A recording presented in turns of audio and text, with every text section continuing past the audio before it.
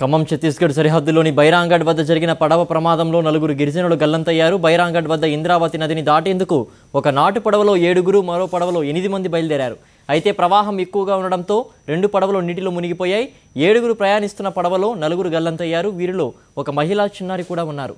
5 క్షేమంగా ఒడ్డుకు చేరుకోగా మరో 6 నదిలో చిక్కుకుపోయారు. భారీ వర్షాల వల్ల సహాయక చర్యలకు ఆటంకం కలిగింది. ఎట్టకేలకు నదిలో సహాయంతో అధికారులు ఒడ్డుకు చేర్చారు.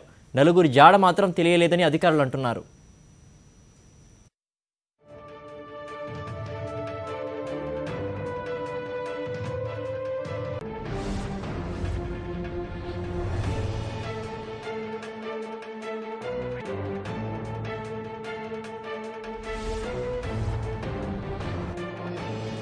ఘటనకు సంబంధించి మరింత సమాచారం కరెస్పాండెంట్ రాజు అందిస్తారు. రాజు, చెప్పండి, గల్లంతైన వారి ఆచూకీ కోసం పోలీసులు ఎటువంటి గాలింపు చర్యలు చేపడుతున్నారు? రాజు, గల్లంతైన వారి ఆచూకీ కోసం పోలీసులు ప్రత్యేక బలగాలు ఏర్పడి స్విమ్మర్లను తెప్పించి వీళ్ళ కోసం ఏర్పాట్లు గాలింపు చర్యలు చేశారు. ఎరువు కురుస్తున్న భారీ వర్షాల వల్ల వరద నీరు ఎక్కువగా వస్తుంది. ఛత్తీస్గఢ్, మహారాష్ట్రలో గత కొన్ని రోజులుగా కురుస్తున్న భారీ వర్షాల వల్ల ఈ వరద ప్రవాహం ఎక్కువగా ఉంది. ఈ వరద ఉధృతిలో 2 బోట్లలో, నాటు పడవల్లో ప్రయాణికులు కొట్టుకుపోవడం జరిగింది. ఒక బోటులో 8 మంది, మరో బోటులో 15 మంది, మొత్తం 2 బోట్లు ఈ గల్లంతైనాయి. ఈ 2 బోట్ల నుంచి 4 వ్యక్తులు చనిపోయినట్లుగా భావిస్తున్నారు. డెడ్ బాడీ కూడా దొరికింది. అయితే మరింత మంది సమాచారం గల్లంతు కావడంతో పోలీసులు ఎన్ఎఫ్టీసీ వాళ్ళ సహాయంతో ఈ గాలింపు చర్యలు చేపడుతున్నారు. ప్రత్యేకమైన మరపడవల ద్వారా గాలింపు చర్యలు చేపడుతున్నందుకు వరద ఉధృతి ఎక్కువగా ఉండడం కారణంతో ఇంతవరకు ఎటువంటి ఫలితం లేదు.